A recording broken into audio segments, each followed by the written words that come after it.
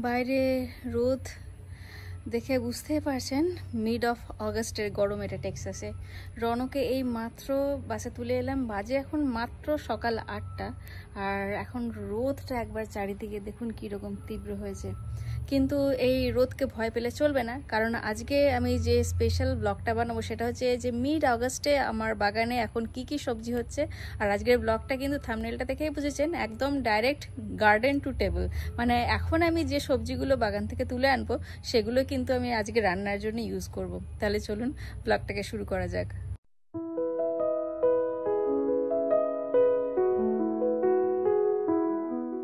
ফড়িং তার সঙ্গে প্রজাপতি এখন হচ্ছে আমার বাগানের প্রত্যেক দিনের এরা অতিথি। আর বাগান তো একদম সুন্দর, একদম ভরভরন্ত হয়ে রয়েছে। একদম ওদিক থেকে শুরু করব, কোন দিক থেকে আমি সেটাই বুঝে পাচ্ছি না। তবে আগে চট করে আপনাদেরকে বাগানটা একটু ছোট্ট একটু ঘুরে দেখিয়ে দিই। এর আগে হারভেস্টিংয়ের ওপরে যে ব্লগগুলো আমি করেছিলাম সেগুলো আপনারা অনেকেই পছন্দ করেছিলেন। তবে সেখানে কেউ কেউ আমাকে বলেছিলেন যে দিদি একটু ভয়েস ওভার দিও, কারণ ওই ডাইরেক্ট কথা বলাটা নাকি অনেক সময় একটু রিপিটেটিভ হয়ে যায়।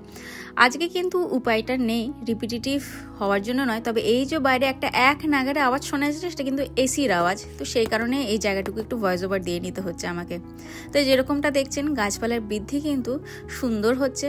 পুঁইশাক তো তার নতুন ট্রেলিস পেয়ে একদম চচ্চর করে উঠে যাচ্ছে, আর তার সঙ্গে আমাদের থার্ড ওয়াটারমেলন, আর তার সঙ্গে এদিকে এক লুকিয়ে আছে মেলন, সেও কিন্তু একদম রেডি।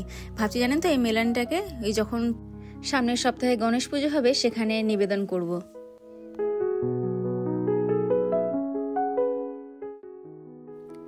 এদিকে বেগুন আর ক্যাপসিকামে কিন্তু গোটা বাগান আমার ছেয়ে গেছে। এই একটা সবজি যেটা কিন্তু এতটা পরিমাণে হচ্ছে, ঠিক দেখে মনে হচ্ছে যেন গাছে ঠিক জাম ঝুলে থাকার মতন ঝুলে থাকছে, একদম কাণ্ডের ওপর থেকে শেষ পর্যন্ত প্রত্যেকটা জায়গায়। আর তার সঙ্গে আমার সব থেকে ফেভারিট জায়গা বাগানের, যেটা যদিও আশা করেছিলাম যে এর মধ্যে হয়তো পুরো ট্রেলিসটাই হয়তো ভরে যাবে, কিন্তু এখনও দেখছি খানিকটা বাকি আছে। তবে যেটুকু ভরেছে সেটুকুই কিন্তু একদম ফলে ঠাসা। বিনস তো চারিদিক থেকে জন্মাচ্ছে, আর তার সঙ্গে দেখুন কি সুন্দর দৃশ্যটা বলুন তো, তিনখানা লাউ, আর তার সঙ্গে কিন্তু এখানে ছোট্ট দেখে একটা চাল কুমড়ো হয়ে রয়েছে। চাল কুমড়োর মানে যে ফিমেল ফ্লাওয়ার সেটাও কিন্তু দেখতে পাচ্ছেন এখানে এসছে। আশা করি আরও কিছুদিন লাগবে এটা বড় হতে। তবে জানেন তো, এবার একটু অবাক হয়ে গেলাম যে এই নিয়ে মোটামুটি 7খানা লাউ যে গাছে হলো সেগুলো একই টাইপের হলো, হঠাৎ করে একটা ওই দেশি লাউ কোথা থেকে এলো বলুন তো। দাঁড়ান আপনাদের দেখাচ্ছি, আরেকটু যদি এগিয়ে গেলেই দেখতে পারবেন একদম অন্য জাতের কিন্তু একটা লাউ এখানে দেখুন হয়ে রয়েছে। আমি জানি না আদৌ কি করে এই 4টে গাছের থেকে যে লাউগুলো হচ্ছিল তার মধ্যে হঠাৎ করে একটা লাউ এরকম কি করে হলো, সেটা কিন্তু সত্যি এখনো কিন্তু রিসার্চ চলছে আমার। অনেকেই বলে শুনেছি যে অন্যান্য লাউগুলো নাকি চাইনিজ লাউ, আর একমাত্র এটা নাকি দেশি লাউ। তো জানি না এই দেশি লাউয়ের একটা চারা কোথার থেকে পেলাম, যদিও বীজগুলো কিন্তু সব এই একই জায়গার থেকে নেওয়া, তবু ওই একটা অন্যরকম হয়ে গেল দেখলাম। না চলুন আর ব্লগটাকে বড় করব না, কারণ আজকে আমার রান্না বান্নাও আছে ব্লগে, তাই চট করে যেগুলো আজকে তোলার আছে সেই সবজিগুলো তুলে নিয়ে এখনই তোলা শুরু করব। কিন্তু আবারও সেই ঢ্যাঁড়স দিয়ে, কারণ এই ঢ্যাঁড়স এতটা পরিমাণ হচ্ছে, মানে আমি এবেলা ওবেলা তুলে শেষ করতে পারছি না। আর শুধু আমার নয়, মানে আশেপাশে সব প্রতিবেশীরই হচ্ছে। তবে তার আগে দাঁড়ান এই গ্লাভসটা পরে নিয়ে, এত হাতটা কুটকুট করে ওকরা তোলার পরে। সব থেকে ভালো ফলন যদি এবার বাগানের কিছু হয়ে যায় তাহলে কিন্তু সেই ওকরায়। নিজেরা খেয়ে লোককে দিয়েও কিন্তু কুলোতে পারছি না, ফ্রিজারে কিন্তু সংরক্ষণ করাও শুরু করে দিয়েছি, তা সত্ত্বেও এই প্রতি দুবেলায় কিন্তু এখন ওকরা আবার হারভেস্ট করছি। আর পাশেই রয়েছে এই বেডটা যেখানে কিন্তু বেগুন আর তার সঙ্গে পাশাপাশি ক্যাপসিকাম গাছে ভর্তি হচ্ছে। আমার বাড়িতে বেগুন খাওয়ার লোক খুব কম, মানে একমাত্র আমিই যে ভালোবাসি, কিন্তু এগুলোকে না তুললেই আবার নয়। তাই ঠিক আছে, যদি বাড়িতে কেউ নাও খাওয়ার থাকে আমি ভাবছি যেগুলো বন্ধু বান্ধবদেরই কিছু দিয়ে দেবো। এই দেখুন আরও একখানা,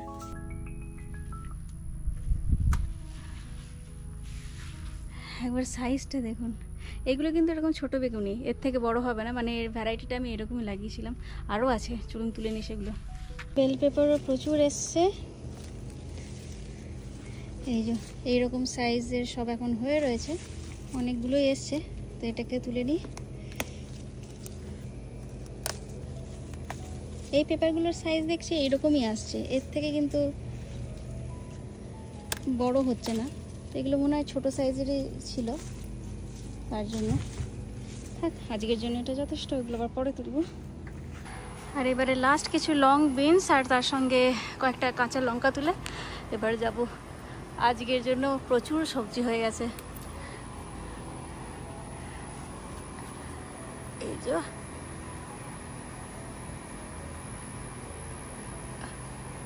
মানে এখানে কাণ্ডের সঙ্গে বিনসগুলো এমন ক্যামোফ্লেজ হয়ে গেছে কালারে, বোঝাই যাচ্ছে না যে কোনটা বিনস আর কোনটা গাছের কাণ্ড।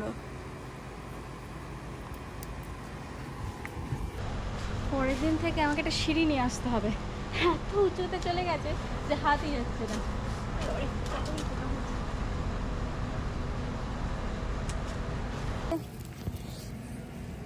টমেটো গাছের এই যে এখানে রয়েছে, আর ওদিকটাতে যাই, ওদিকটাতে আরো বেশ কিছুটা আছে।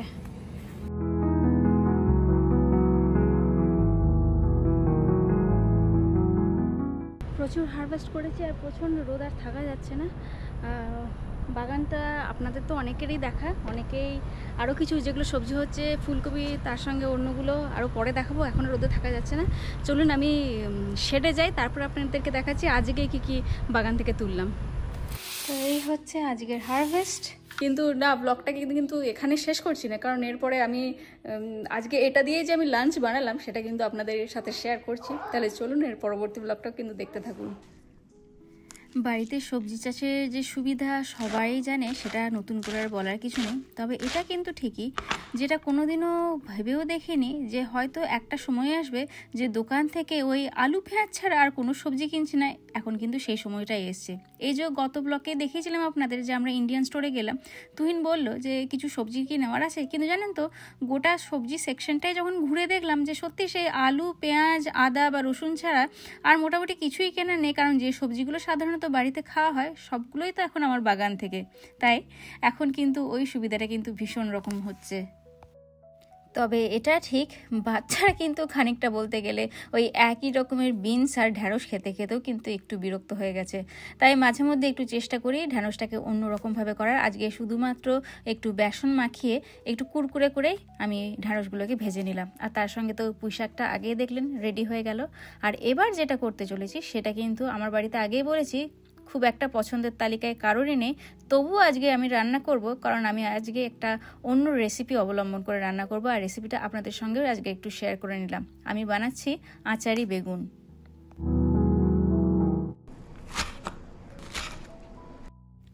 যেহেতু বেগুনের সাইজটা দেখলেন ছোটোই, তাই প্রত্যেকটা বেগুনকে ওই 4টে টুকরো করে নিয়েছি।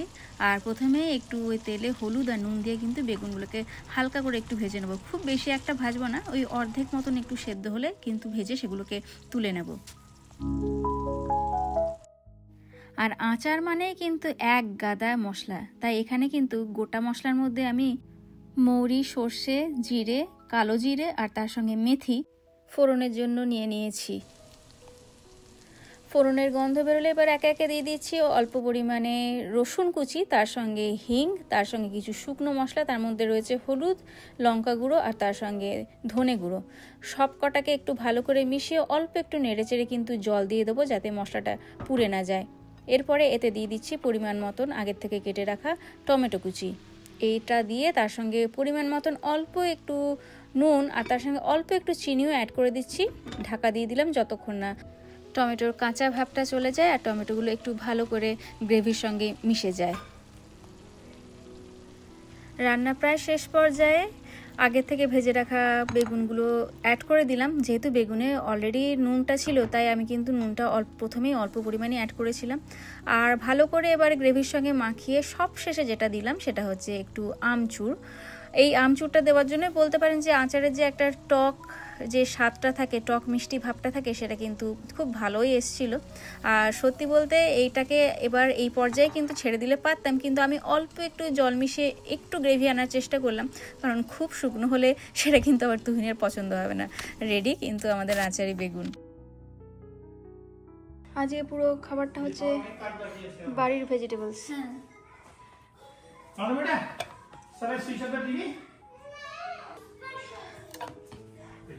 এটা রয়েছে এখানে পুঁই শাক। ওয়াও, এর রয়েছে রিনের ফেভারিট ওকরা। কালারটা দেখে ভাবিস না এটা বেসন দেওয়া আছে, ওয়াও। ঠিক আছে। আর এটা হচ্ছে মুসুর ডাল, এটা একটা বাড়ির নয়। আর এইটা হচ্ছে স্পেশাল, আজকে সব থেকে স্পেশাল হচ্ছে মানে চিকেন ছিল। হ্যাঁ চিকেন ভেবে খাবি, একদম পুরো আচারের মতন খেতে হয়েছে, কিন্তু এগ প্লান্ট, ঠিক আছে। এটা খুব সুন্দর খেতে, খেয়ে ফেল। Hmm, And this is not special. This is special for you fish, right? There's only one. Hmm, eat too. না চলো খেয়ে দেখো কেমন হয়েছে, চলো। Why this not? Do you know these all foods are from our garden only, except the fish? Not everything. Yeah, because we are having so many vegetables from our garden these days, you know, that's why. Now বসো, ওটা ভালো করে বসো, ভালো করে বসো, and pause it. I'm trying to. No, আমরা ইয়ে করব, খাবো এখন। I know. হ্যাঁ চলো চলো স্টার্ট করো। বাকি আছে দেখি, বাকি আছে মনে হচ্ছে দি। হ্যাঁ তো ঘুঘু আছে না একটা, হ্যাঁ আছে, বাকি আর আছে দি। আছে বসে এখন। হ্যাঁ বসে আছে, বাকি বসে আছে। হ্যাঁ ওই তো বাকি আছে, বাকি আছে। এখানটা তো বললো না, এখানটা তো বাসা করেছে। ভালো দেখ, আচ্ছা থাকুক, আমার অসুবিধা নেই। সুন্দর লাগবে। এই দেখ দিদি, বরবটি। এই দেখ, তোকে বরবটি খাবো আমি। এই যে কালকে বরবটি খাবো দিদি। এই দেখ দিদি, তো ভালো লাগে বলতো। দেখো আমি এক থোকা তুলে নিয়ে গেছি একবার। ও তুই নিয়ে গেছিস? ব্লগটাকে এই পর্যন্তই রাখলাম। কেমন লাগলো তাহলে ব্লগটা, সেটা কিন্তু অবশ্যই কমেন্ট করে জানাবেন। আর ভালো লেগে থাকলে আমাদের চ্যানেলটাকে সাবস্ক্রাইব করে অন্যদের সঙ্গে শেয়ার করে দেবেন। খুব তাড়াতাড়ি আপনাদের সবার সঙ্গে আবার দেখা হচ্ছে, ততক্ষণের জন্য সবাই ভালো থাকবেন, সুস্থ থাকবেন। আর হ্যাঁ, যদি গার্ডেনিং ভালোবাসেন, গার্ডেনিং করতে থাকবেন।